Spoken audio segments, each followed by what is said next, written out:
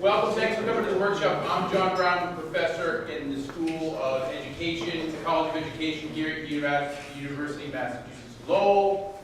And I'm a DifferenceMaker fellow, and this is Michelle. Michelle Bazin. I co-direct the Legal Studies program. It's a minor program. I'm also a faculty fellow for the DifferenceMaker program, and I work the summer boot camp for the program, and I've also helped teams with forming business entities for their ideas. Should we get started? Yeah. All right. And we both encourage you to stop us throughout the presentation with your questions as they come to mind. Because if you have a question in your mind, it could be that many of your peers have a similar question, and so we might as well get through it while we're on the topic. So just to start off, they are requesting that you submit your idea plan by 5 p.m. on March 5th. How many of you have done that or are working on it? Working on it? So is anybody, Hannah's done it, right? I'm still working on it. Oh, so you haven't submitted yet? Not yet. Okay. Has anybody submitted yet? Okay. So why not? It's not punitive. I'm just curious. Why not? Yes. So how long does it take to do it, Hannah? So generally, like, this is my first time completing the idea plan on its own. But I mean, generally it might take you around like an hour or so. It's as much as like a 2-page paper. Okay. I haven't got to the right memory of gathering the information and figuring things out. Attending the workshop. Okay. So you were waiting for the last workshop to finish it? Yeah. Okay, I got you. Sure. Hannah is a DifferenceMaker student co-op student. So she's been with us for a number of years, and that's why I keep asking her questions. She knows more about DifferenceMakers than I do. And you're going through the process. Does anybody have any questions about how to do an application? How to do an idea plan application? Does anybody not know how to get to it?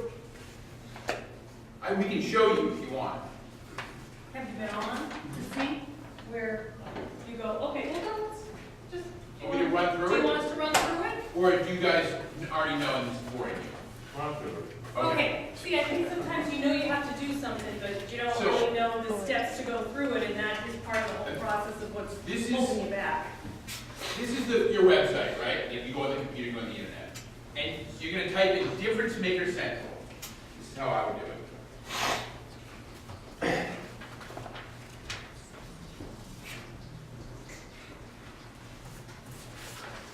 And I didn't even spell it right, but it came up anyway. And I didn't even type UMass Lowell. So now you can click on that, and you get to this is the DifferenceMaker portal for UML's DifferenceMaker program. And what you're going to do is you're going to go down to, fitting all inside, but we're going to go down to Idea Challenge. It's kind of cut off here, I don't know why. And you get to this page. This is the page where you're going to find important things like what our events are and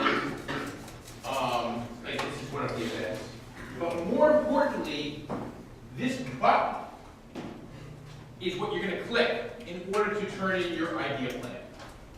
Now we are in the application process. You're inside there.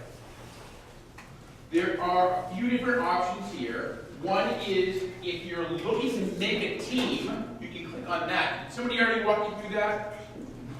Yes? I'll show you briefly, but I'm not going to walk you all the way through it. Because I think that was covered in a previous workshop. You want to decide whether you want to join a team or you're looking for a team to join or you're looking for somebody to join your team. And if you're looking to join a team, you click this button and you fill out this information. And it goes on a little bit, it's not that long. It doesn't require any like term paper kind of writing. It's mostly your name and stuff like that. And then Team Maker, you have an idea and you need help. So So let's say you're a business student and you need engineering help, or you need web page help, or you need a writer. You fill out this page. So this is the DifferenceMaker page. And now, these are the current projects. If you want to go shopping for a project, you're like, I want to see what projects are out there so I can figure out what I want to join.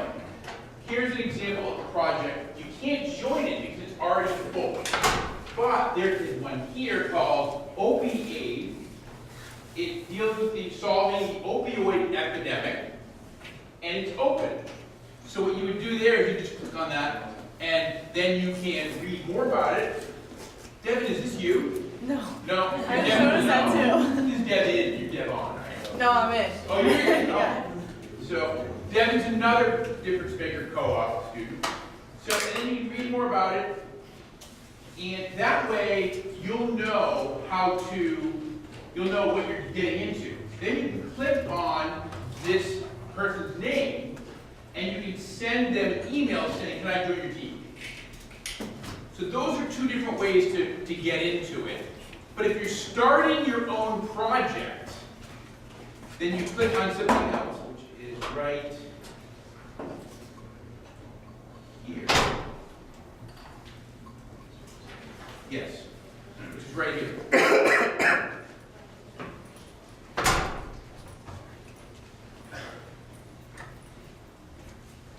Which one is it now? Manage, it's under manage. Oh, is it under manage? Yeah, Yeah, if you go back to TeamMaker, go to Manage. go to manage.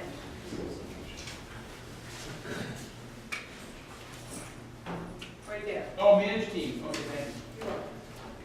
So this is what you do. You fill out this information, and we're not going to see it, are we? You just go to Start a Plan once you log in, Or and like, it will be there. I'm also like willing to log in just okay, to show you where the link okay, is. yeah, that would be helpful. Yeah, so Dan's going to show you what it looks like. Because this part is important. We're going to tell you about how to do your pitch. But if you don't have an idea plan, you're not going to do a pitch. So, and the idea plan is due when? March When? March 12th. Wait, what day is that? Monday. That's this coming Monday. Popping right up on At us. what time? 5 p.m. 5 p.m. This coming Monday, less than a week. So here you are. Thank you, Hannah. You're Yeah, on. so you can click on this link over here, and that's where you would fill in all that executive summary. So everything for your Can you show us? plan goes there. So this is generally what it looks like. You would put in, 200 words or less about each subject. Generally, this will add up to probably no more than 2 pages. That's pretty much what's sufficient. You could do more if you guys really wanted to. You can write it somewhere else and copy and paste it in if you don't trust the website from crashing or something, but Yeah. we don't see a lot of crashes. But yeah, as you can see, there's like a lot of questions that each section will cover. So as long as you make sure that you answer those questions the best that you can, that should be just fine for your idea plans. And then, of course, you want to make sure that you check everything over at the end before you submit it. So I have a question. Yes. Before you did this, was there a place where you could see the questions that you had to answer in this form before you filled it out? Handouts, don't we? Yeah, Do we they do. have that? Good, that's what I want to make Yeah, sure. so we made sure that we handed these out towards throughout the First workshop. prior workshops, yes. But it is also available on our resource page on our website. I can also show you guys that. Talk about the toolkit. The toolkit along with the idea plan outline. So if you go to, of course, our website, if you go to Idea Challenge, that tab, you'll see resources. If you click on that, you'll see all the different resources from our different workshops. So for example, you'll see the videos for each of our presentations, as well as the PowerPoints. In fact, I just, personally uploaded the workshop video from Monday onto the website. Well, it'll be on the website probably by morning, but it is on our YouTube channel. So you can probably access it through clicking the links to other videos. But as you can see, you'll be able to access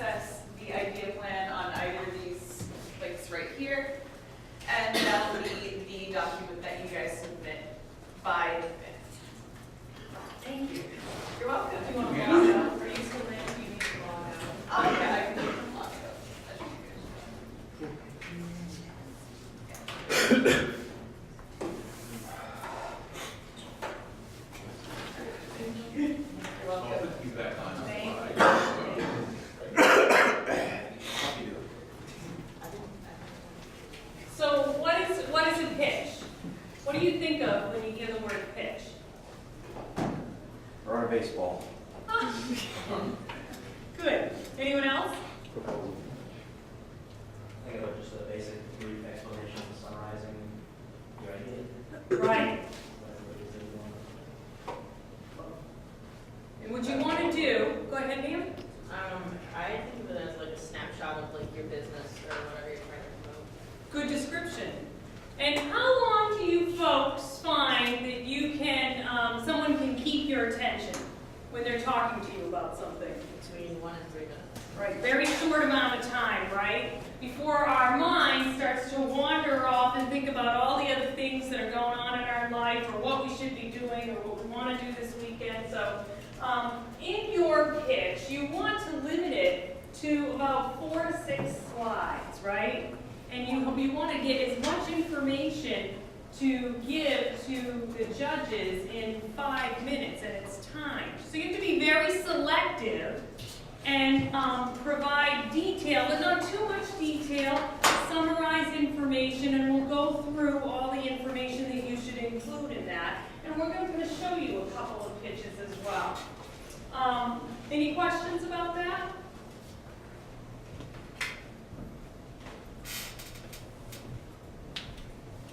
So what you're trying to do is you're trying to sell your idea. You want people to get interested and like your idea just as much as you.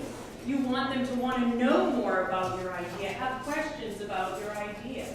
On the DifferenceMaker webpage, I know they have a template there to help you, and you'll have some information from this workshop tonight. John, you've seen many pitches. Do you have any comments about them? Yes, so I do. I have been the moderator for a number of the pitches. Think about the word pitch comes from sales pitch. So you're just trying to sell your idea. And so you get in front of some judges, and these aren't professors or your peers. These people are directors of organizations, programs, CEOs of companies. And in the semifinals, if you make it to the semifinals, they will take place usually on this campus. I'm not sure whether it's on this campus this year, or whether it's on South Campus. But for example, last year there was one group that was pitching an education idea, and one of the judges was the superintendent of schools of the Chelmsford Public School System.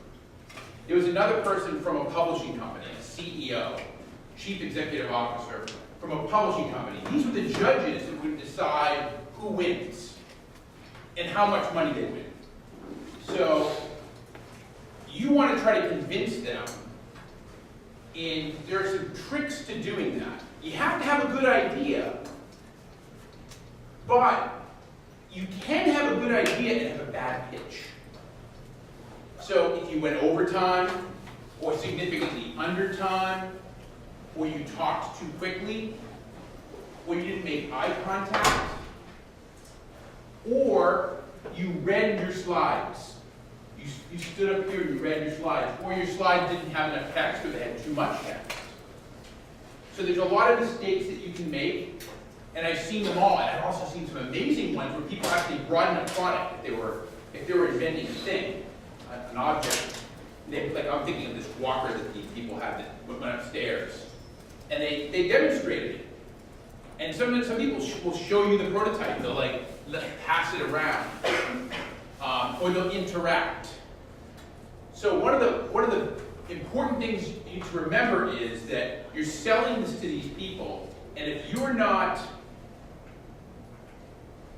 a little bit charming and charismatic, then your idea they're not going to receive it well. A lot of people make this big mistake. They start by saying, I'm not really good at this, and I'm really nervous, right? Which might be true. It might not be true too, it's all relative. You really don't even know whether you're good or not. And we might have an idea because we present professionally all the time, like every day. So we know whether we're good and we know whether people are good or not. But you don't know whether you're good or not. So don't get up there and say, it doesn't help you either. Say, I'm not good at this and I'm really nervous, so bear with me if I make a mistake. I'm not saying try not to do that, I'm saying don't do it. It doesn't help you, it'll hurt your own confidence, and it'll weaken you from the very beginning. So there's a definite don't. Just get up there and introduce yourself. Say like we did. I'm John, this is Michelle, and we are, and this is our idea. And then we start talking about it. And if your idea, if you like your idea, you'll get excited about it, and then they will too. Another item I want to add is, you've been thinking about your idea for such a long time. And you know your idea well, but now you'll have just 5 minutes to talk about your idea. And so you might know so much about your idea, but for the listeners and for the judges, they're just learning about your idea. And so you don't want to confuse them. You want to be kind of targeted and succinct enough that they kind of understand your idea. That's hard to do in 5 minutes. So it'll take time. You'll be practicing. We'll recommend that you do it in front of many people who know nothing about your idea, right? Because you're so married to your idea and you understand it. Others won't. Hannah has a place, I think, where this is happening. I see a part in her hand. So, the semifinals for the Idea Challenge will be taking place in O'Leary and McGovern on South Campus from 1:30 to 6 on April 4th. So just point of information. Thank you, Hannah. That answers the question I asked before, is it taking place on North, which it has, and South, which it has. I think it was on South last year. Yes, it was. Does anyone have a question? This one does, yes. Who doesn't present? Is it one person or the other team? Oh, that's a great question. Is it one person or the team? It could be either. Let's say some teams are just one person. Hopefully there's more than one. But oftentimes there'll be 3 or 4 people on a team. And all of them will have something to say. If it's a huge team, like 10 people, which we have definitely seen, and there are some teams that were winners, that were large, there's usually 2 or 3 people who talk, and the other people stand there. Some of them, if there are like 15 people in your team, some people might not even show up, because it'll be crowd the room. And it's okay to have like 15 people on a team, it's a huge project. So it depends on you. And you might have somebody in your team who is a really good spokesperson, a good front person, who's happy to get up in front of people and talk like I am, or, like I don't want to do the prep. I went to an academic conference one time and I told my colleagues, I don't want to do the prep, I just want to do this. I just want to do the show part. And they're like, that's not how it works, Brown. And so I had to do both. But it's better to do both. Because if you do the prep part, then you know what to say when you get up there and you're excited about it. So that was a good question. Other questions? Yes? I would say is, yeah, data plans. Is it a Word document or is it download? No, you have to use the website format. Oh, yeah, I got data. Getting back on who makes the pitch. Another item I wanted to add is sometimes it might make sense for some of your team members to demonstrate. So they may not be speaking, right, but they may be showing. And that's another good way to explain your idea to the judges. And we'll show you a pitch where they do that, where one person's talking and the other person's demonstrating the product, like Michelle just said. The stick. Yes. What do they call that stick? It's a thing that they put in their back. 3-point stick. What is it called? 3-point stick. The 3-point stick, thank you, Hannah. So the first step in creating and developing your rocket pitch is, number one, you have to try to figure out what is the problem that we're trying to solve. What is it that we're getting at? We want to clearly say, we think this is an issue, or we see this as a problem, and you know what? We've got a solution to this problem. We've got a fix to this problem. We have a remedy. And we think that you'll like this remedy and that it's really good. So clearly state the problem. Let others know what it is. And you should be able to do that in just a matter of minutes. Maybe you come up and say, hey, have you ever found that you get frustrated with this? Or, doesn't it bother you when this happens? Or, do you ever see this and think to yourself, this way to do it. Start with a question and make them think, yeah, you know what, they're right, this is. Why haven't I thought of that? So that's a good way to start, is to outline the problem, the issue, whatever it is that you have a solution for.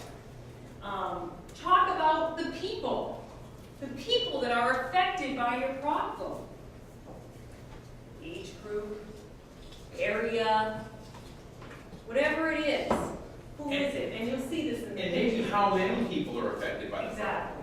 Exactly, exactly. Maybe you yourself were affected by it. Often that's the case. Somebody will invent something because of a personal problem that's related to their life. And it's okay to tell that story as long as it's very short and general. So you can say, this happened to me, and then you can explain it.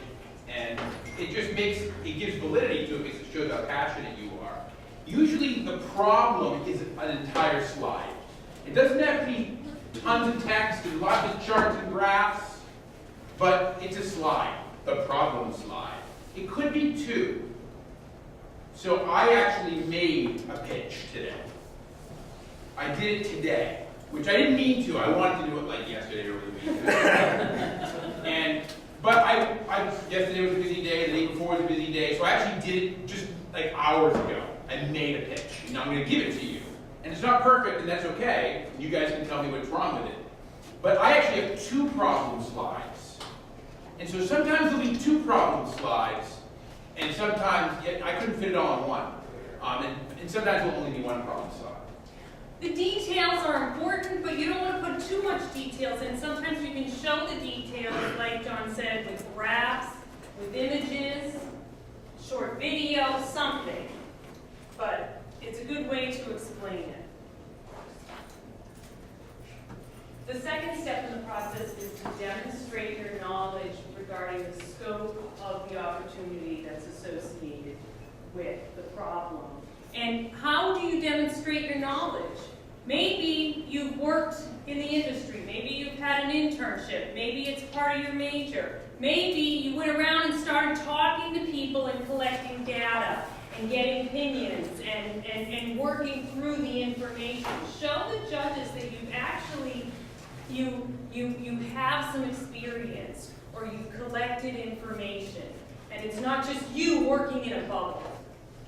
You know, why should they fund your project? Why should they vote to have your project funded? Why are you going to carry this ball across the finish line?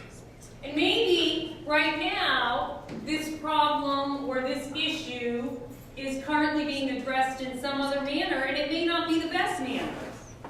So it's okay to talk about that, and it's okay to talk about why your idea is better.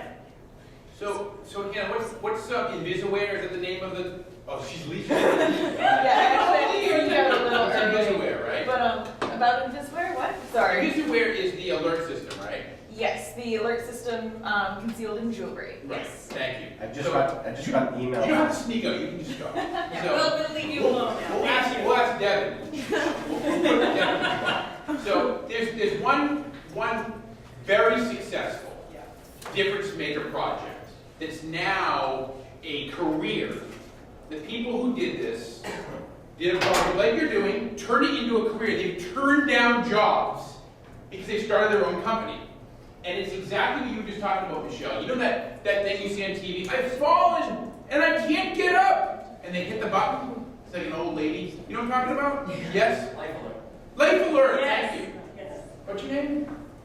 Sean, right? Jack? Jack. Thank you. So now they reinvented that. They took that same technology and they did two things different. One, they hid it in jewelry. So like a button or a brooch or a pin or something. And the other one, so you don't see it. And the other one is they changed the purpose of it. So it's not because you've fallen and you can't get up, although you could use it for that. It's in case you're being followed or stalked or you're in a dangerous situation on the street. And it doesn't call 911 unless you want it to. It calls a list of people who are geographically near you that you know. Like your ICE, you're in case of emergency. Exactly. So, but it'll GPS the group, like it'll make a circle around where you are, and who are the closest friends I have, that it'll dial their numbers and they can come out and save me. Because they're more interested in coming up and saving me than the police are, or anybody I don't know. But it will dial the police too if you program it to. So that was an idea that was already being used. So if you like look it up and say, wow, I invented something but somebody else already invented it. But if your purpose for it is different, or you're improving it in some way, or you're stretching it into a new area, then it's still an innovation, and you should still pitch it. And it's okay to talk about the competition. It's actually good to talk about that as if it's an elephant in the room, because the judges might be thinking, well, why are they talking about this? And how is what they're talking about different than what I'm thinking about? So talk about the competition and openly discuss how you're different from what is competing with your idea. It's a good thing to do. Any questions? Okay. So then, now you're on the next stage, step 3. Talk about the solution that you've come up with. And talk about it in such a way that you're so excited about it, because you are. All the value that comes with the solution and how it's going to solve this problem that you've just told them about at the beginning of the pitch. And that this is why you should be winning the competition. This is why you should be receiving the prize money, because you have such a great solution to this problem.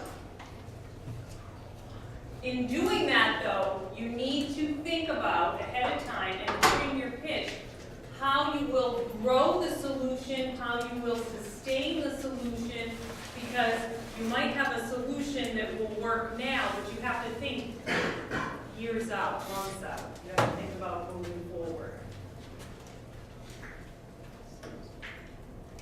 And lastly, the most important thing, the resources that you need in order to have your solution in place and keep that solution successful. So what you're going to need to do is start thinking about numbers and financials. What is it that you need to do to build your idea, to build your solution, and to sustain yourself? And so you're going to have to do some research and then put that in your pitch.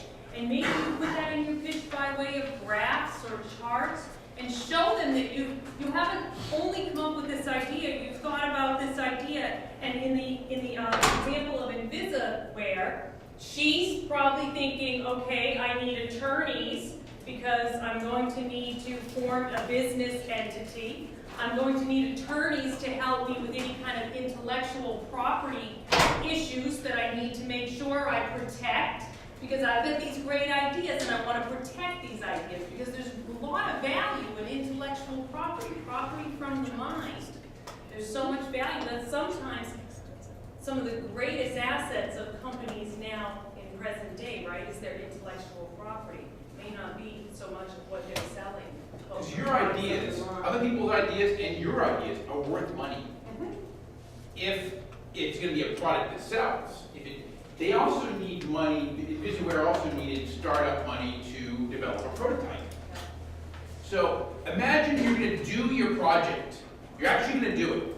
The thing that you're saying, it's an idea now, but you're going to actually follow through with it in a beginning stage. You might call that a pilot, or an initial launch or something, or phase 1, for a year. Like you're either graduating, you can do it 1 year out of school, or you're going to graduate school at the same time, or you're still in college and you can do it while you're in college. What do you need to do phase 1, to roll this thing out for the 2018-2019 year? What's your budget? There might be some other things too, like I need help from a lawyer. Does the school have access to that? Which we do. We can set you up with a brief from a lawyer that is like an alumnus from the school, and we can give you a workshop on that. We can do the boot camp in the summer and show you, how to spend your money. There are other things besides money. Like we might be able to help you by hooking you up with experts who are here at the school who can help bring your product to market, or design it, engineer it, etc. So it's not just money, but it has to be on that slide. Your budget has to be on that slide. You have to have 3 or 4 things with numbers attached to them that are real numbers that you got estimates from. So any questions thus far? Yes, sir. When you receive the assistance from the school, how much of that would kind of take from your like ownership of the idea, like patents and like percentages of how much you? That's a good question. So many schools like MIT or Worcester Polytech, the students develop ideas with their professors, and the professors keep the idea. They keep the intellectual property, the patent on the idea. At this university, we do 3 different things. We have professors do that under certain circumstances. The student keeps it under certain circumstances, and they share it under certain circumstances. But most of the time in this program, you keep it. We won't give you a lot of free legal advice. We'll give you some place to start. But it's your idea. We're not going to steal it. And we're not going to try to cash in on it either. So difference makers, you get to keep the IP. You get to keep the patent, the trademark, the copyright, or whatever it is, whatever legal ownership, whatever legal vehicle there is for your owning the idea. Does that answer your question? Did you have something, Pat? As far as like slide design goes per se, would you suggest that having a static slide would be the best way to go, or would some animations help with your presentation? I think both work, and I think you'll see examples of both, right? Now, remember the animations from early PowerPoint where things slide in and go whoosh? You know what I'm talking about? Yeah. Or you ever see the Rachel Maddow show? She's like on MSNBC, and her little thing goes, something to crinkle. So be careful of that, right? Be careful of the sound effects that go with the animations, because if the volume happens to be turned up and you weren't expecting there to be, that'll be embarrassing. Animation's fine as long as you don't overdo it. And I want to add something to what John just said. Life is imperfect, and we have seen pitches where things go wrong during the pitch. And sometimes some of the best pitches are those when something goes wrong and you see the speakers, the team members, it doesn't rattle them. They handle it well. They use a little humor through it, but that actually makes people have even more confidence in you because you've shown them that you are confident too, and it hasn't rattled you. So prepare yourself for bad things to happen. I can tell you, I've been in front of the class before, and I've taught Devin twice in 2 different semesters, and sometimes this isn't working properly, right? But you have to go with it. Sometimes the noise is off, it's either too loud or it's too low, and you do the best that you can, but don't let it rattle you. Prepare yourself. Go into it thinking anything's possible, but I'm ready for it. That's a great point, Michelle. So, our difference maker boss isn't here today because she had a family thing. She had an unexpected family thing. We told her to go. And then the other difference maker person, Holly, you've probably seen Holly. She's not here. When's Holly not at a difference maker thing? Never. She's not here. And then Ha isn't here either. So these are unexpected things for us, which don't run to us at all. And then we got here a half an hour early to make sure that thing worked, but if it didn't, we would just keep going. Because that's the way we roll. But there was a great example last year, I think it was at Green Rooftops, Yes, I think. where, was it last year or the year before, it was the final competition, and the sound system went. And it was making clicking noises, and then it finally went, and the whole time she did not let it upset her. She would start, and then she'd stop, and she'd smile, and she'd make eye contact, and she wasn't getting frustrated and turning red or anything. And it actually worked in her favor. Somebody has a question back here. Yes? So, could you stage technical error to try to use that for your benefit? Not a good idea. Not unless you have a solution to all the problems that happen with the technical stuff. You don't need to stage something because something will happen. And if it ever comes up that it was staged, then you're going to come off of totally not credible. Sir? Would there be questions at the end of the pitch? And also, for the pitch, does it always just have to be like you speaking about it, or would you be able to like make kind of like a promotional video where it would be kind of everything that you would do at a pitch, but in there, and then open up for a question after? Well, we suggest you don't do a video. Okay. And we suggest that you don't even embed a video that's like very short, unless there's an absolutely great reason to do it. And if you're gonna do that, then you should talk to a pitch coach. Like, I'll help you with it, or Michelle will help you with it, or one of the other Difference Maker fellows, or Holly or Hot, and you can go to Difference Maker Central, and we'll tell you how long it should be, 10 seconds or 12 seconds. And usually judges do not want to see a video. There might be a reason to have one, so I'm not going to eliminate that. The whole thing certainly should not be a video. Now, the questions at the end is huge. Yes. That's totally, you can't be ready for that. You can be ready for it by trying to predict, by doing your homework and knowing your idea and having done some research. But you can never predict what somebody's going to ask you. So you have to accept the fact that you're going to have to think on your feet. And that leads us to a kind of slide that's not in this show called an appendix slide. And you can have like 3 or 4 or 5 extra slides that you don't have in your presentation that you can go to as an answer. And they're great because even if you never use them and nobody ever asks those questions, it makes you feel confident in appendix slides. Getting to the questions at the end, the one last item that I'd like to add is by practicing your pitch with people who know nothing about your ideas, they might ask you questions that the judges might ask you too. So people who you haven't talked about your ideas with, those are good people to do it. People that you live with, people that, members of your family, people that you work with, other students at the university.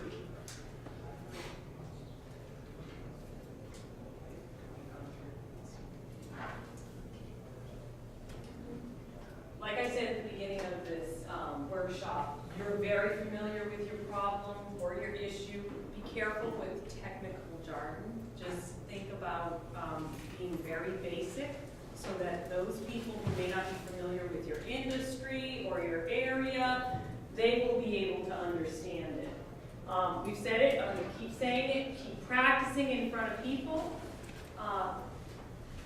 When John and I were sitting in your seats, I know I was not as comfortable speaking in front of people. I can't speak for you, but it can be if you can get people together that you're unfamiliar with and speak in front of them, it's going to help you in gain more confidence in speaking in front of people. Yeah, so when I was a little kid, I was painfully shy, which people don't believe. They're like, you guys are kidding me. You love talking to people you don't even know. And I do. I'd rather go to like a conference and like stand up and do like the thing and risk embarrassing myself than do the work. But that's because of practice. Like I was a high school English teacher for 19 years before I came here, and I've been here for 6 years. So I've been doing it for a long time. The first couple of years I was doing it, I was nervous every day. I would practically tremble before I would go stand up in front of high school kids. But once you've been in front of high school kids, you remember in high school, right? You torture your teachers. They tried to torture me. They did torture me the first few years. After you put up with that for 19 years, it doesn't, you learn from failing, is what it is. So the more you practice with your friends and fail with them, the less nervous you're going to be. And you're never going to look as nervous as you actually feel either. Right. And by practicing, you'll know how you're doing on time. Because you might think you have your pitch together, and without practicing enough, you might be taking too much time, or you might be way under the time. So by practicing, you'll be able to tell if you're within that time that you're allotted for your pitch, and it will help you. You can have a friend with a timer going, okay, you went over by 3 seconds. Next, one more time. Again, you never want to read your slides, though. How many times have you all been in a class and students, your fellow students are doing presentations, and some of the best presentations that I've seen in my business ethics class are the students who walk around the front of the class, who are demonstrating and talking, versus this safe area where we can be, where we stand behind the screen. This, for whatever reason, feels very safe. There's a wall that's between me and all of you, and I feel protected here. So it's nice if you can move around on the floor while you're talking, looking at people, making them feel like it's you. You guys are having a conversation, right? There's that connection. You want to do that, as opposed to if I read the slide like this, you'd all be asleep. You want him to talk more. Questions? I think we're going to move into his pitch. Yeah, so remember I told you that we have, I created a pitch. And this actually is perfect, because if I had made this over the weekend, it would be too good. And this is going to be rough, and you guys can say, here's what's wrong with it, Brown. You know, so I'm going to give my pitch, and I have practiced it not much. But I do have the experience of having seen a lot of it. So, here I go. So we are Res Gen 21. And we're going to solve two problems with one solution. And the first problem is the cost of higher education. College is extremely expensive. And almost half of the price of college is living in the dorm. And that's something that you get less aid for. And no matter where you go, it's always about $10,000 to $15,000. At Harvard, it's like 15. Here, it's like 12. And let's face it, going to college and not living at college isn't as fun as living there, and isn't as educational as living there. I remember when I went to college, I lived at college, and I was so glad I wasn't a commuter, because it would have felt like I was in high school. I would have gone home and seen my mom every day. Instead, I had to learn how to live on my own. So it's important to live in the dorm, or to not live at home, or live in a fraternity, or sorority, or office, campus housing. But it's so expensive! And part of your student loans that you'll be paying off for many, many years will be actually like a sort of rent from your living in the dorm. So the other problem that we're going to solve at Res Gen 21 is the cost of getting old and having to move into assisted living. This isn't a nursing home. This is not when you're disabled and you can't take care of yourself completely, when you're like 90 or something. But you've already retired, you've traveled around the world, your children have left the home, and you're still living in the house that your kids grew up in, and their bedrooms are empty. And it's not in as great a shape as it used to be in, because you can't keep up with all the chores. And sometimes you need some help doing something. And it isn't medical, but you might need help moving something, or you might need a ride somewhere. And you really shouldn't be living alone anymore. Maybe you can't drive. And you live in the city of Lowell, right near here, right near UMass Lowell, on the fringe of the campus. And you've always loved living in Lowell, for all the reasons Lowell's fantastic, including the university, the energy of all the kids at the university. And your children went to this university, and you went to this university, and you don't want to go there. That's the assisted living home, where they play shuffleboard. You know you're going there someday, but you don't want to pay this per month to go there when you have a house. You want to leave the house to your children, or you at least want to stay in it as long as possible. So we have a solution for both these problems, and they're it's the same solution. And that is the college student who needs a place to live, but can't afford to live in the dorm. can live with somebody right on the edge of campus who has a home, who you might refer to as an empty nester. This is a baby boomer generation person between the ages of like 60 and 70 years old, who's retired, or maybe a couple, two people, and their children have moved away, their children have grown up, and they need a little bit of help, and they just simply don't want to be alone. Like, I know my dad's like 80, and he shouldn't be driving. But he does. And if I go down to Florida and take his license from him, he's going to be like, now what do? But if I had a kid living with him, a college kid living with him, then that person could drive him when they get a chance. So imagine this is a house in Lowell that I looked it up, I Google imaged it, and I found that 38%, which doesn't sound like a lot, but this problem isn't going to solve the housing problems of all college kids. It's just going to be a portion of college kids who can't afford to live in the dorm, or in a sorority, or fraternity, or off-campus housing. You would live in this house for free, and they would have somebody to help them out for free. Now, it wouldn't be totally free. Maybe there's a small nominal fee, so each party has some skin in the game, because we're going to need some things.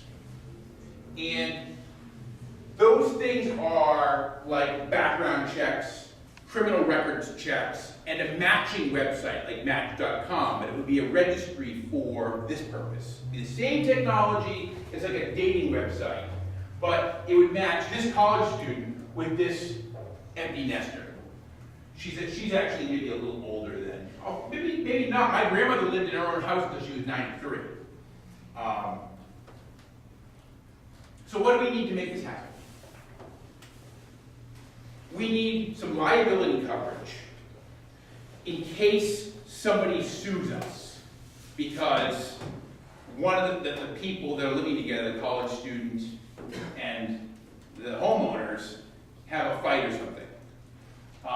We also need, this is just for our first year, we also need to host the website and design the website, which will not be expensive, but it will cost something. And this is just the beginning, this is just phase one. And we're going to need to promote it.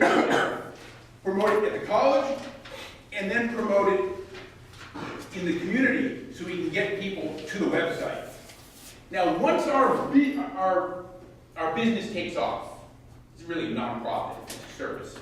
Once it takes off, the website itself will draw so many people to it that we can put ads on it, and we will not need money for hosting it anymore. Because college kids go to a website, and now they have more money in their pocket because they're not paying for their dorm. So you can put things to buy on there. It'll be good for the local economy. And you can have ads for the homeowners too. And it's very directed advertising because you know who's going to the site. College kids and empty nesters, which are very targeted populations, which is what corporations want. So this ends up paying for itself. We want to start it at UMass, and like Facebook started in a few schools, and then went to other schools, and then spread across the country. This is like a home sharing, like an Uber with your house. Like Airbnb, but for college kids. So imagine, go back to my slide here. Imagine these guys saving this much money per month and getting to stay in the house that they love, this house.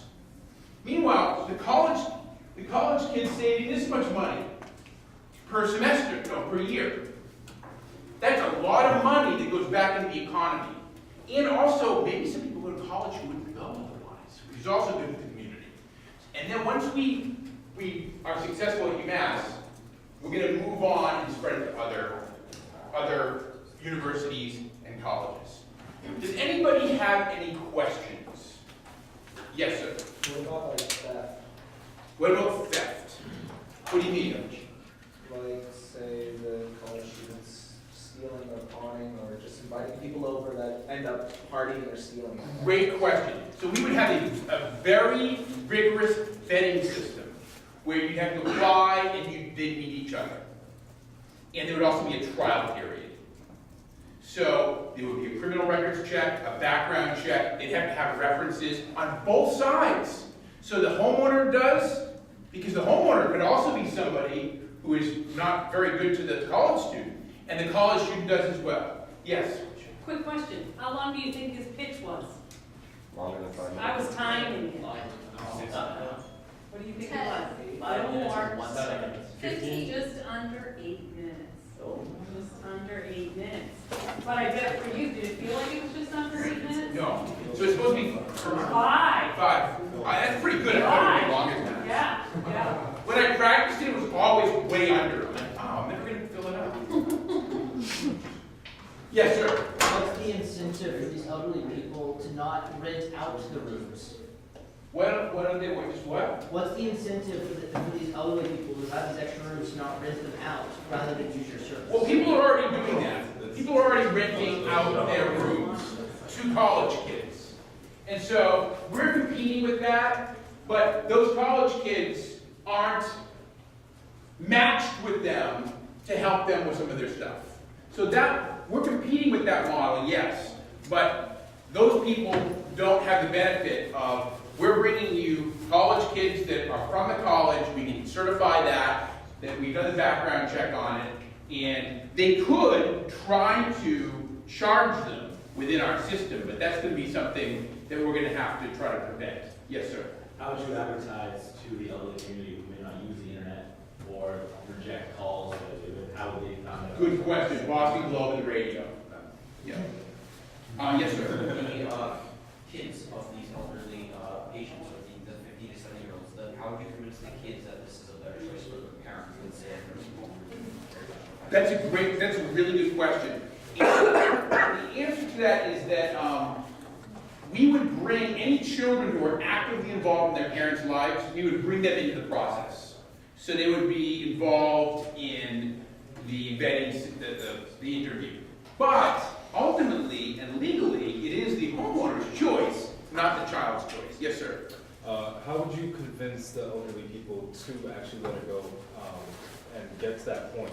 Because I understand that like college students would be more willing to do it than like a person like letting a stranger into their home that they've owned for X amount of years. And what about the tasks that like you would have the college student help the elderly person with? Like if they need help administering some insulin or medication or something like that, and something goes wrong, and the elderly person's health is like taken into consideration. Well, insulin or medical, like, you know, making sure somebody gets their pills, or insulin or medical, administering medical things, wouldn't be something the college students would do. But if the person needed somebody to call 911 or needed somebody to drive them to the doctor, then that could be something the college student would do. So we would clearly define what the roles would be and what things that you wouldn't do would be. Now, the college students might be more willing to do it or not, but when I show you this house, and these people don't want to lose their house, when you say, you don't have to sell this house to move into this place, that is a motivating factor. Like, you can put that off for 1 year if you take a student. 1 year.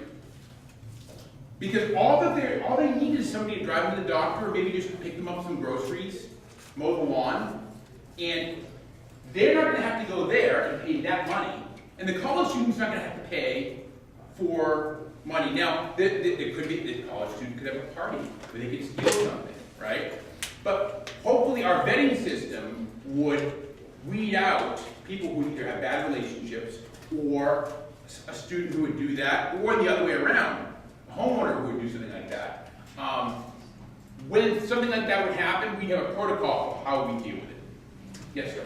So looking at the sustainability of this, and so you're saying 50% of what this app or what this program can do is going to save kids money in college.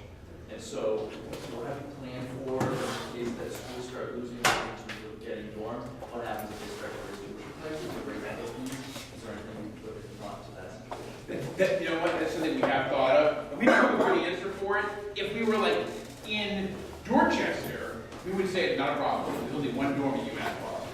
So that's never gonna, we have unlimited market. But here, we'd be competing with the dorms at UMass, right? However, this college still has room to grow. This college still wants to bring as many people on campus to live on campus as possible. And we don't have nearly enough dorms to do it because this was a commuter school years ago and still developing to become more of a residential school. And then there's the graduate students and the international graduate students who need a place to live. So like I know I teach mostly graduate students at College of Education. Most of my students are like struggling to pay their tuition and then pay their rent, which is very high. So there's and graduate students would even be a better market because they're more mature, they're older, they're professional, and they're not liable to have a party or steal something. So that might be our pilot group, would be a few graduate students. And then once some baby boomers hear a good story, that story spreads. Yes? What was wrong with this pitch? Did you find any problems? Right, so I'm gonna take one more question then, let's do that. So one more question, yes, sir. I was gonna say, like the students get to decide what they're okay with and what they're not okay with doing, like as opposed to like mowing the lawn and doing yard work and driving people to stores one thing, but if it comes to like changing diapers and taking care of people and stuff like that, unless they're a nursing student, they might not be able to. Right, and that's another medical thing, right? Like if somebody falls out of bed and then you have to go and pick them up and put them in the bed, that no. Or change a diaper, no. Or do laundry, no. So we have a list of things you wouldn't do. No. But that's a great question. So let's stop and criticize me. I can totally take it. What did I do wrong? What did I leave out? What could have been better? Yes, sir. It was too long. Good? Yes. I never understood the title of Res-Gen 21. Oh, I should have explained that. Very good. On the way here, that's really good. I was thinking to myself, how do I explain this? And then I forgot to explain it. So this is like residential and generational, 21st century. Right. If it's not obvious, then you got to explain it. Good point. Yep. Yes, ma'am. Maybe having a slide with the pictures combined, so you don't have to keep flipping from picture to picture, would be helpful. Yeah, I could probably put this one and this one in the same. Maybe like just put it on a different slide or something, just so you don't flip back and forth. They would look good on the same slide. That's a great idea. Yeah, this or that, you know? Right. Yeah, that's good. Yes, I'd Jack. say either that or make appendix slides with the Oh, yeah. each other. I'll show you my actual appendix slides, but they weren't relevant. So here's like the population is growing of people who need to go to assisted living. So obviously there's going to be plenty of people with homes that they're going to be having to hand over to the nursing homes and the assisted living homes because it's $5,300 a month. And then here is with student debt, what is going up. So it's about the same rate, so that's a pretty good market. And here's a rise in baby boomers, it's a similar chart to the first one. So like, when you look, baby boomer is somebody who's born between, I guess 46 and 65. right, and it is 65 and over, and that population is skyrocketing. And those people had a lot of money, so they actually, a lot of them paid off their houses. And now they're getting reverse mortgages because one of the couples, you know, the wife or the husband is in a nursing home, and they have to pay that amount of money for just one of them. Yes, sir, back there. What did I do wrong? Slide design was remarkably inconsistent. Even like your titles, fonts, and size would change from slide to slide. Was it really? Yeah, there it's different. Yeah, right there. Oh yeah, it's different. That's not good. Good. So it's all on the eyes, right? Yeah. Right. So yeah, so you can see right there. You're absolutely right. Look at that. That's a detail. Now that says something about me. Like I'm not detail oriented. This guy's going to build a registry. Like how is he going to do that? He can't even get the font right. Good point. I told you I was going to take it personal. So what else? Come on, somebody. Is that it? Is that all we got? Come on. Yes, sir. It just seems to me like kind of a low budget, like you put it together in just like 5 minutes maybe. And that's good, but we're happy that he did. I'm so happy that he did, and I'll tell you why. Because you have to start somewhere. We're going to show you pitches that were done after many, many hours invested into it. When you watch those pitches, We don't want you to walk away thinking, oh my God, we can't do this, how are we gonna do this? This is where you start. You start with John and his pitch. So, I'm glad you said that. So, how long do you think it took me to make? No. It took an hour for me to make this. An hour. Now, I'm not new to presentation technology. I'm a professional educator. I have been for like 25 years. So, this takes way longer than you would think it would. And I was making last minute changes before this workshop started. I was like, fixing little edits and stuff. And yeah, I did this today. And you won't do yours in one day. And you'll have somebody better. I didn't practice in front of anybody. I didn't show it to anybody. Michelle did it really quickly right before we did this. So yeah, it's kind of a draft. But these things don't wait for the last minute. I wait for the last minute, which is fine. Because I'm not really doing this project. Although I like it more than I did. Yes. Once like around the second call, you had to backtrack, like introduce an idea. So you forgot to introduce the idea, and was the ramble back, Right, that's a lack of practice, right? I don't have my storyline practiced.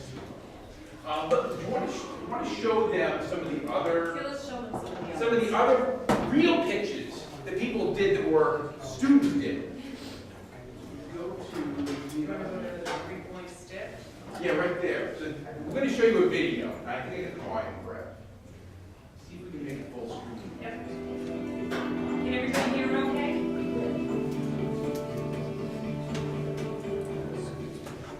So, how many people here today know someone who's had back pain? People with back pain are actually within the majority because non-impact injuries like back pain are epidemic.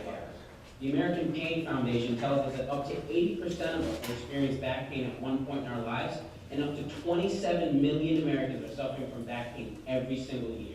The American Medical Association tells us that since 2004, we have more than doubled the amount of money spent towards these issues, and on top of that, the American population are reporting more pain and more disability related to the issue.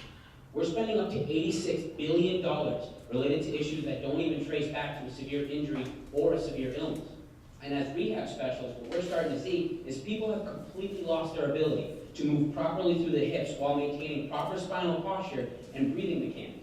Now, we tend to try to correct these issues with things like verbal cues, but we still often see a disconnect between how we would like the client patients to move and how they actually move.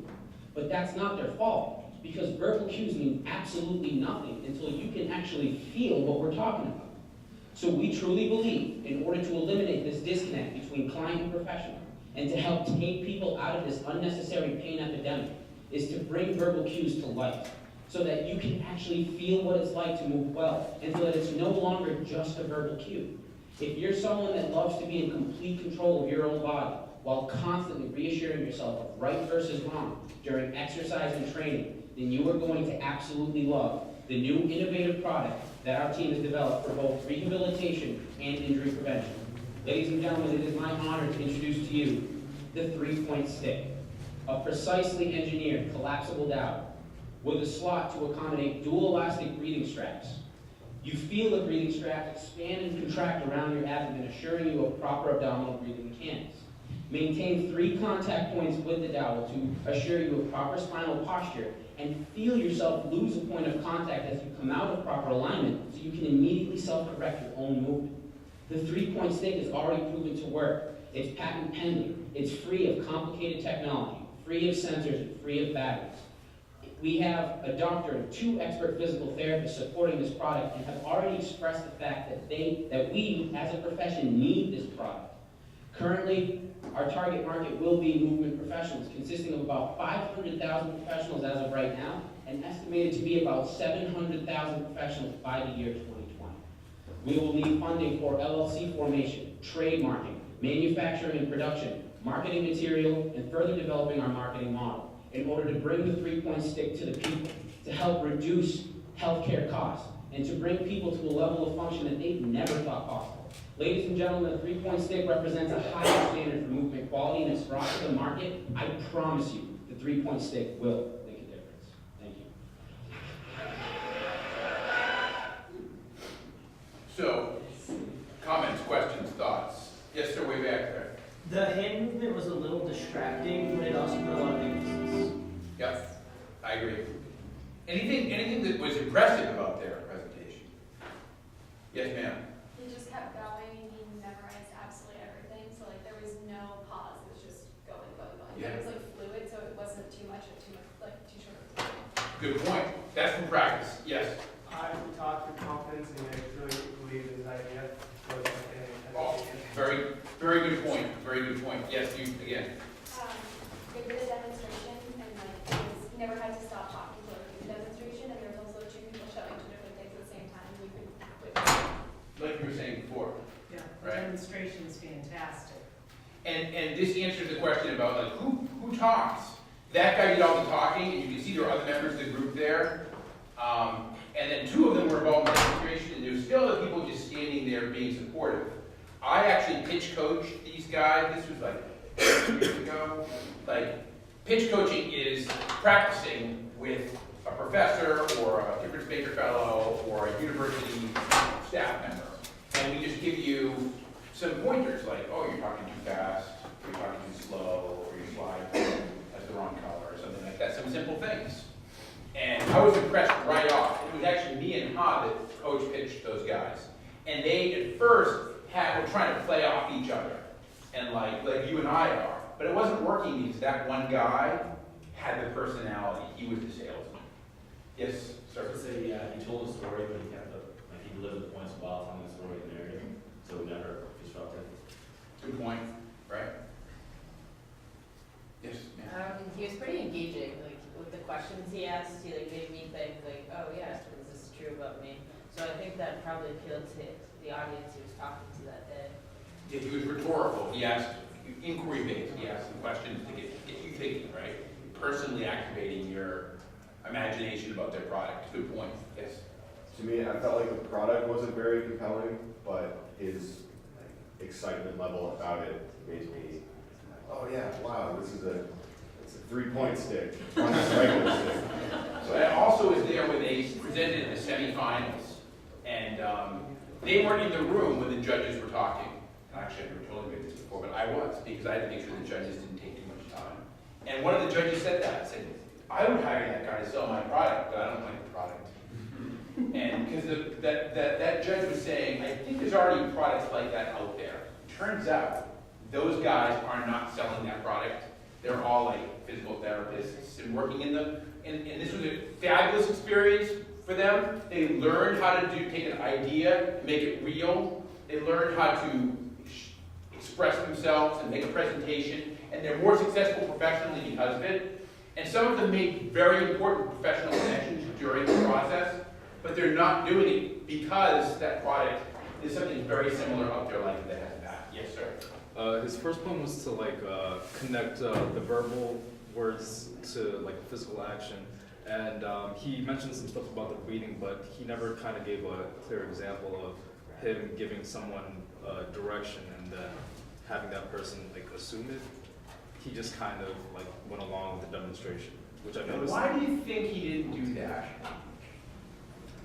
Not entirely sure. Like he had the time to do it. Like it would have just been very quick, like 5. It would have been like 5 seconds, I believe. And that was when it was 4 minutes. Back then, you only had 4 minutes. That was a bunch of years ago. And so he didn't have the time. He would have had to cut something else out. So that's going to be something it's going to be tough for you. What can I afford to cut out to include something new like that? Now, you may have included that. But then you wouldn't have talked about, like, we have these doctors who are supporting us and the facts and figures that he has. And some of the judges want what you're talking about, and some of the judges want things that he included. What I want to do is I want to go back and run this video, not all the way through again, but I just want to point out a few things as we go through that I'm thinking about.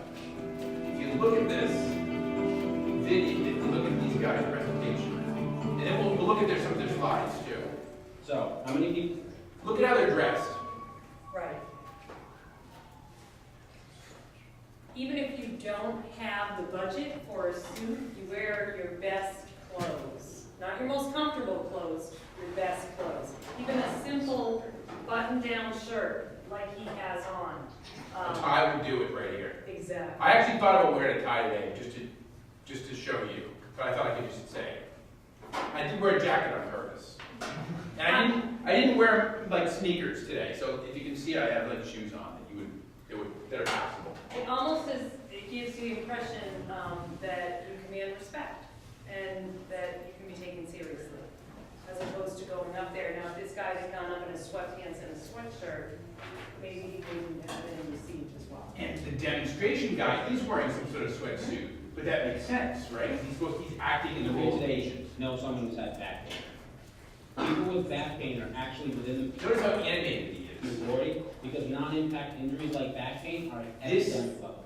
The Somebody American said they don't like his hand moving, and I associate this with somebody else. Whose name I will not use, who wasn't popular back then. Foundation tells us that up to It might be 80% popular of us now. experience back pain at one point in our lives, and up to 27 million Americans are suffering from back pain every single year. The American Medical Association tells us that since 2004, we have more than doubled the amount of money Notice he's spent not for reading these issues. anything. And on top of that, the American population are reporting more No cue cards, not looking at a computer, he knows this stuff. more pain, more disability-related conditions. We're spending up to $86 billion related to issues that don't even trace back to a severe injury or a severe illness. And as we have, It doesn't happen automatically. I coach pitch these guys, and they have reading off cards at the beginning. specialists, what we're starting to see is people have completely lost their ability to move properly through the hips while maintaining proper spinal posture and breathing mechanics. Now, He we looked super confident, but he actually was nervous. tend to try to correct these issues with things like, so we truly believe, in order to eliminate this disconnect between actually feel what it's like to move well, and so that its NOPE team is developed for both rehabilitation and injury prevention.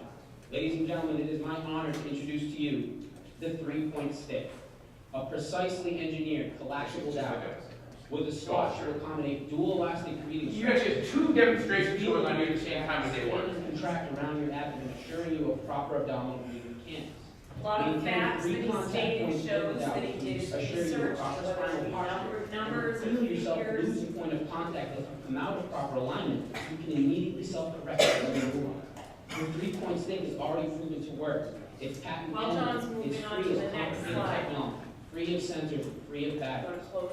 We have a doctor, 2 expert physical therapists supporting this product, and already expressed the fact that we, as a profession, There, I noticed I had to do that too. One thing I want to mention, I've noticed in these pitches is, it turns out we as females, sometimes our voice does not project as well as a male. So even when we're nervous, sometimes you may tend to talk lower. If you're a female involved in this competition, you may feel as though you're shouting, but you might have to work a little harder to project your voice, because when we get nervous, sometimes we tend to lower our voice because it just is a more comfortable way to speak. You don't have to shout at the people, but you may have to project your voice, and that's why practicing in front of people that you feel comfortable with, who might be able to tell you you need to raise your voice or talk a little slower. He's presenting in that video at what they call the final competition, which is just, Devin, is it 10 groups in the final? I think so, yeah. 10. But in the preliminary, it's like 25 or 30. So he's holding a mic, and he's not just presenting to the judges, but he's also presenting to a big crowd too. So I'm not trying to freak you out, don't worry. If you'll work up to it. When you do the preliminary, you won't have a mic. You'll be in a small room. It'll be smaller than this probably.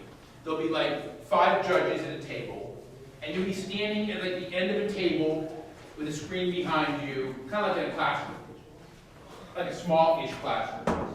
These are the slides from that. You couldn't see them in the video, but these are his slides, or the 3-point stick slides. What do you like about the slide? It's dynamic. Yes, Center grab.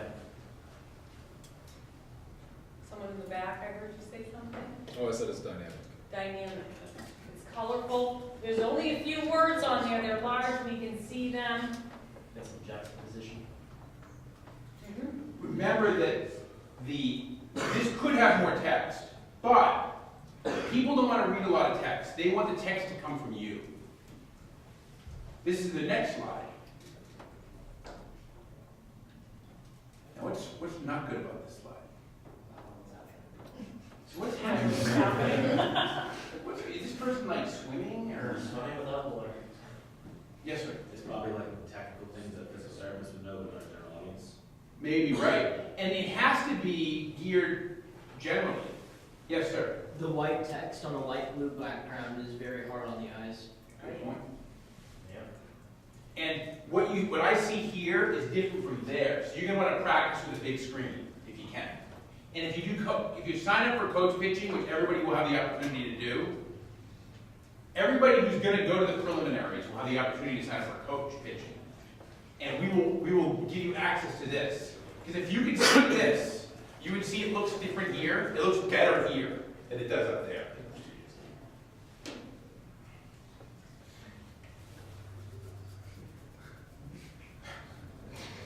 Like, see these, like, this color?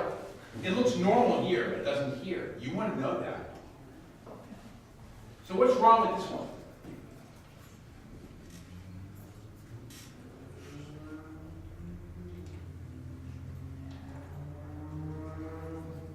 To me, I don't know what this does. It looks like he has a baseball bat behind him in his straps. This kind of trivializes the product in some ways. Kind of looks like a ninja weapon. Yeah. Hold on.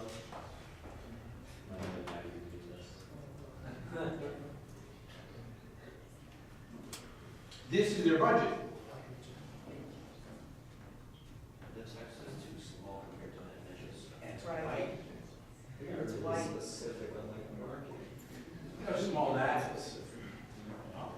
Is that green box in their pitch? One with the top corner with words in it? That? Was that in the slide? Was that you guys had that? No. No, That that's was in this their is slide. theirs. But again, like John said, here on the screen, John's gonna read it, it looks fine, right? But up here, it's different for you. Yes, sir. So for our budget slide, did you suggest putting a total on the bottom, or just leave it as it is there? What do you think, John?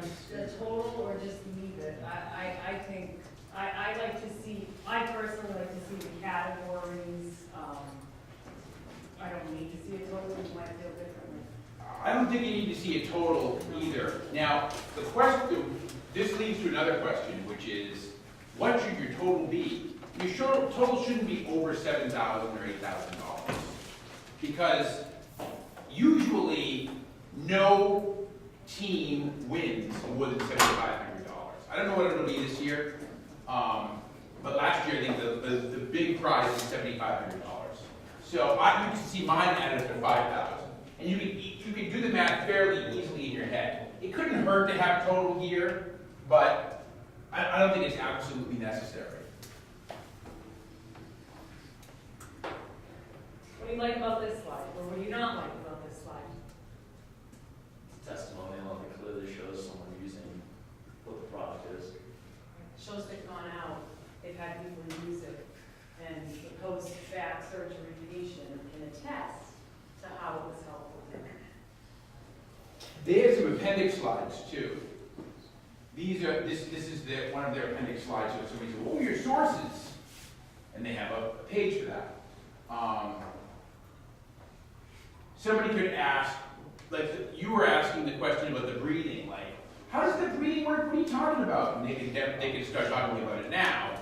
And they were getting ready to continue their presentation because it was inspired by one of the questions. This is another slide that talks about what is the scalability of the product, what it's going to cost to make. And what their market is. If somebody asks, what's your market? Who is the competition? Like, does anybody else have something else that does this? And they can say, nobody has anything that does this. These are the things that are out there, but nothing like ours. This is a different. Watch that one. Yeah, let's do one more. So this is BioBubbler.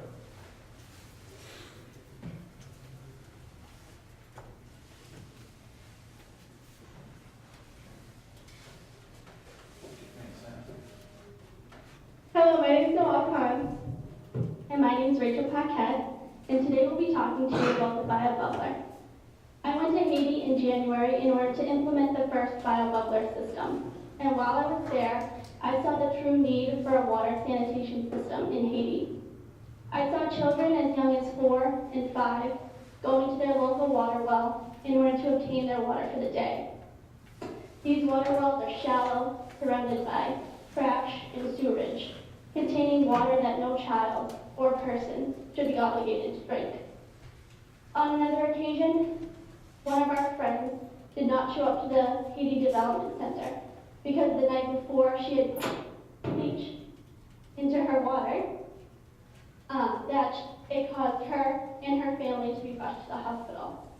These occurrences are normal in Haiti and opened my eyes to the true need for a reliable and inexpensive water sanitation system.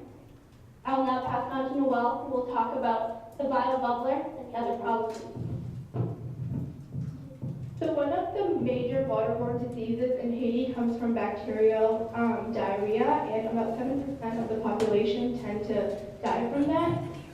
So their current problem right now with the sanitation system is that it's very expensive. There is an osmosis system that can be taken down there, but there's technology needed for that. There's electricity needed for that, which they don't really have much of. Another way of sanitizing their water is the chemicals that Rachel talked about. Again, that's a problem because people got sick from it and so much of the population is dying each year.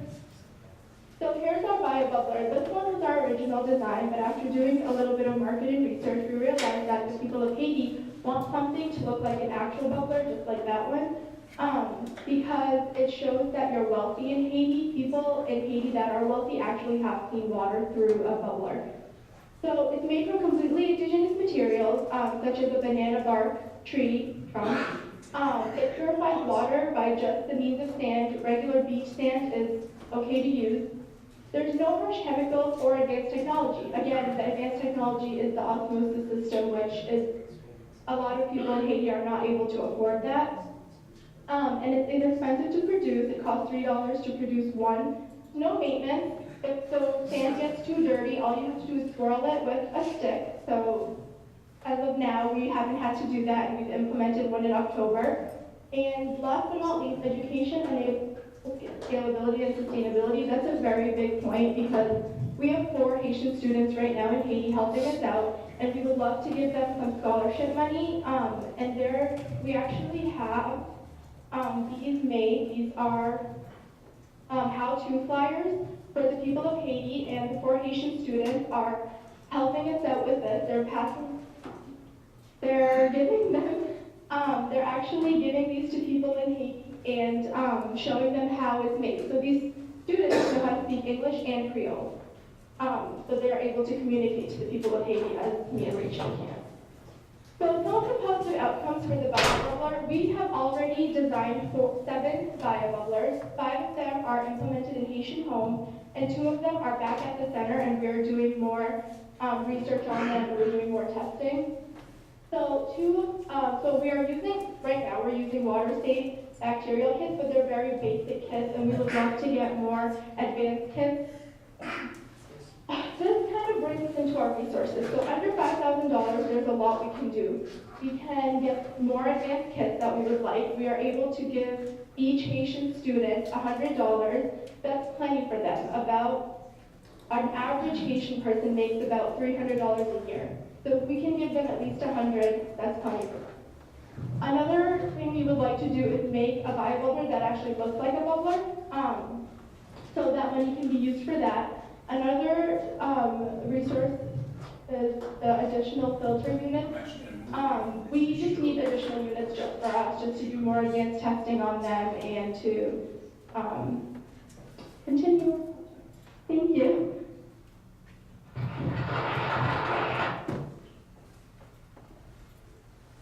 Okay, questions, comments, 9 remarks. First of all, I'd like to apologize. PowerPoint actually isn't the right. The problem was entirely anecdotal. There was no numbers of how many people this will affect, how many people does this solve a problem for. Well, actually, you couldn't see their slides. So some of that was on the slides, and so people are looking at that while they're talking. But you're right, it's important to include that, but it was there. That's one of their slides. Here's another slide, it's got information on it. Here's another slide, it's got information on it. I think I subconsciously start like noticing the ums that the second presenter had. I almost started counting them because there were so many. And I think just practicing more for her would have been more beneficial. Good advice. Yes, sir. Although there was technical issues with the microphone or the speaker, the way that they handled the way the little interruptions came kind of got in their way of their own presentation, and the way that their nervousness got in the way kind of like cracked their voice every time they spoke, so it was pretty distracting and they lost my attention within the first minute or so. And that's what I was getting to too, and not that it doesn't happen with men, but I think that women, when we get nervous, or we tend to talk lower just because of the way our voice is, you know, we don't have a deep voice like most men do, so you have to be careful of that if you have, you know, female speakers for making the pitch or whatever, you just be mindful of that and do that in front of other people. So I'm glad you brought this up. I've been doing this since 2012. So I've been with DifferenceMaker since the beginning. So I've seen every single year, I've seen the final competition and the preliminary every single year. So that's what, 6 years, 5, 6 years. And lots of teams. And they were a big winner, that team. And although you were critical, we're being kind of critical of these guys, about how she dealt with like the audio and the video issues. That was really well handled. She smiled at one point, she looked at it, she waited, right? Now there have been teams that have dealt with the issues even better, but she dealt with it very well. And so we're being super critical, but she's standing in front of about 100 or 200 people. 15 of them are like experts and they're judges, 10 or 15 of them. And then they're like the chancellor of the university and all the deans are there and the professors. And the noise when she smiles, she actually handled it really well. If you think you can do better, then great, you're totally in the right place. I welcome you to do better than her. I went to the Board of Trustees for the University of Massachusetts, not UMass Lowell, for a whole system dinner that was invited to me because of DifferenceMakers. And I sat next to her at dinner. And the chancellor of UMass Amherst was sitting next to me, and then this multi-millionaire was sitting on the other side of me. And then she was sitting over there, and then a student trustee from the Board of Trustees was sitting over there. And I was like, okay, who is everybody? And I was embarrassed when I said, who are you? And this guy said, oh, I'm the chancellor of UMass Amherst. I'm like, I should probably know that, huh? He goes, no, he was a nice guy. He was like, he's Indian. He goes, no, how would you know that? You can't know everybody. I'm like, oh, man. So then I recognized her, and I said, oh, you look familiar. And she goes, yes, you know me from DifferenceMakers, the bio welcome. And then everybody turned to her. They all knew about it. And they're all like, oh, tell us about this and that. And so she continued to get better. Even long after this presentation, she got a lot of like press from it, but she continued to be able to make her pitch right there at the table. And now she's working in, she's got a fancy job and stuff. I think she actually went to medical school. I think one of those two women went to medical school after this. Other questions or comments about this presentation? It seemed like her confidence was lost by the end of it, by the way, like her voice was high pitched, like the second speaker. And then it became like really obvious. And like I feel like if you don't have enough confidence in like your own presentation, your own product, then how do people lose confidence in you? Yeah, so that can really subtract from it. And people love this idea so much that they didn't care about that. But if the idea isn't something that they were really latching onto, then it would have really eroded her ability to win. And I think what happens with some students is that they may practice in front of a friend or one or two people, but if you live in a dorm, practice in front of your floor. If you live in an apartment, have your friends invite people over that you don't know, because then it becomes even more challenging. You guys have questions? Yeah, 2 more questions. Just another comment. I feel like the strongest part of her whole entire pitch was actually the fact that she was in Haiti with the bubbler and they were really using it. That really The judge said that too. And she won $4,000, and she went back to Haiti with bubblers and installed them. Yes, sir. So for something like that, where it's a very like personal issue and like a very huge sentimental thing, if a person were to get either emotional, like in the crying aspect or the very like aggressive aspect, would that affect anything from the judges? Like if you were very passionate about your thing and you were getting louder and more aggressive, or if you started to tear up or something like that from your pitch, would that affect it? Or do you have to like practice over and over again to keep the professionalism of holding back those emotions? What do you think? What do you think? How would you answer your own question? I feel like it all depends, because some situations when you're trying to move people, emotion is tolerable, but then it depends like on what is trying to be pitched. Like if you're trying to sell a car, no one really cries about a car, but if you're trying to sell a life-saving piece of technology, then it might strike a chord with someone who had whatever issue that the technology could have solved. So I'm not really sure. My response would be, as long as the emotion doesn't get in the way of your time or your presentation skills. Because sometimes when we are overwhelmed with emotion, then it just overwhelms us and takes away from what we're there to do. And related to that, in that same vein, the judges are going to be like, we have some money to give out. They're not going to write you a check and you can go to Target and buy things. You get to spend it on your project. But we want to decide which project or business is going to get the money. And if somebody seems a little unstable because they're like angry or sad, in a way that's more than you would expect, unprofessional, that's going to really reduce your chances, even if your idea is great, of getting the money. But if you show no feeling, then they're going to be, this person doesn't care about this. So you're definitely going to want to balance it. And you're going to want to seem animated, and you're going to want to be able to act like you care, and you're going to want to actually care about it. It's hard to fool people if you don't really care about it. And why would you want to do it if you didn't care about it? Do you want them to, is anybody ready to try to put together some kind of a plan? Well, I don't think we have a lot of time for the activity, but maybe we could take a volunteer. Does anybody want to do their pitch? Is anybody ready for this? Oh, somebody is. You want to come here and try to do a pitch? Sure. Okay, so I'm going to make some rules about what we do afterward. So you're going to do your pitch, and you're going to get 5 minutes. And then, not like me, like Michelle didn't cut me off, we're going to cut you off. And then we're going to discuss what you did afterward. But the rules are, you can't say any of the things that are critical. What's your name? Connor. So Connor is only going to hear what he did great. Okay? Like, oh, that was great, Connor. This was great. That was great. Don't criticize him at all. If you want to write it down and give it to him as a note, you can do that. We're only going to talk about the reasons, the highlight the things that were great about his pitch. Okay, ready? Full time. Products are treated as disposable. Furthermore, electronics are treated as disposable. But to narrow down this problem even further, phones, one of the most commonly broken products today, are treated as disposable. This places a massive burden on lower income communities and the environment as a whole.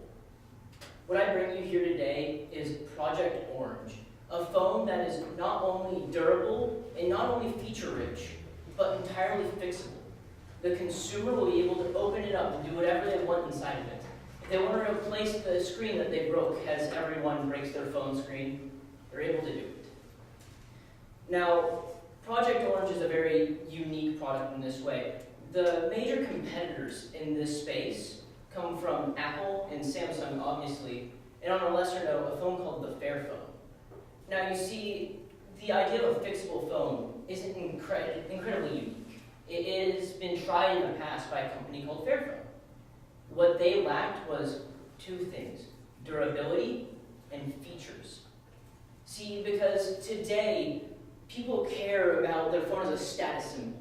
They want to have this shiny piece in their hand and go, look at me. This is a wonderful piece of technology that doesn't come with a plastic piece of crap. So I'm coming into the market and I'm solving this issue by bringing a phone that can be fixed easily, $50 for a screen replacement. We're solving that lower income tier. These people who need smartphones to go on their day-to-day life because maybe a computer can't do what you need, but a smartphone can. And so these lower income people are now able to access technology easier while still allowing to present themselves in a very professional manner. There's a reason you see people asking for money for a suit on the side of the road for job interviews. And also, we're helping save the environment. Within your phone, there is lead and cadmium, a couple of other elements as well that are extremely detrimental to the environment. When you break your phone and you take it to Apple, they don't fix your phone, they replace it. And exactly where all of those detrimental elements go is right back into landfills and destroying the earth. So please join with me in looking into Project Orange, saving the environment, and helping people that need help the most. So aren't you glad it's not an apple?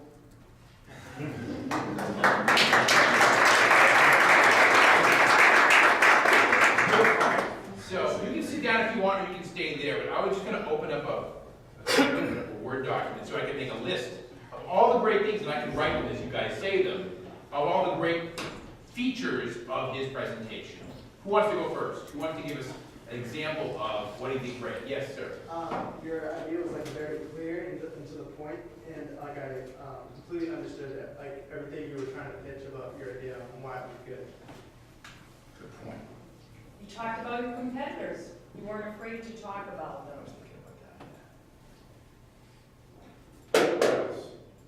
Yes. You started like right off the bat, and you didn't like bother talking about like the environment or anything else. You were just like, well, this is the problem. You didn't talk about yourself or introduce yourself, which probably would have been more distracting and like went to your advantage.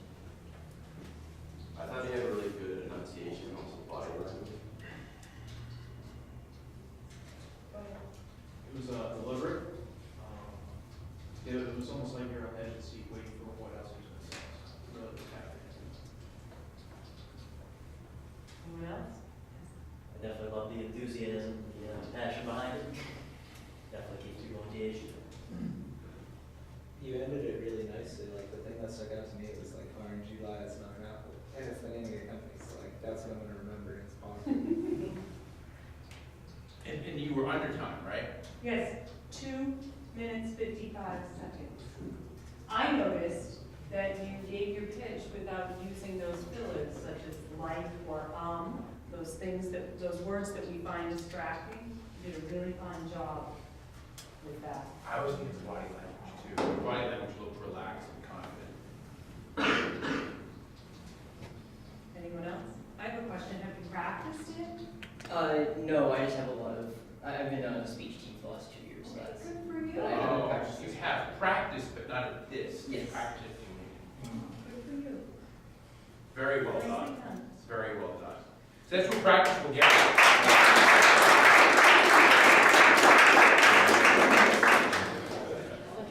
I want to go back to those final slides where Holly would tell me about. She has her own thing. Oh, hi Holly, we're going to show slides. So here we go. So here's the final things you need to remember. The judges are looking for, like Connor clearly stated this problem, he had some information that he had looked up. He understood what his target market would be, which would be low-income people. He talked about the competition briefly, but also very clearly. The value and uniqueness of the solution was very clear. Like, I've never heard of anybody talk about this special kind of service before and product before, how you will sustain and grow your solution over time. He got into that a little bit, and understand what it'll take to bring it to market. Now, you talked less about that, right? But you're still working on that, right? That will be your final thing. Like, what I need. I'm going to need this to make it work. My phone? That'd be my phone. Sounds like mine. Yeah, it is.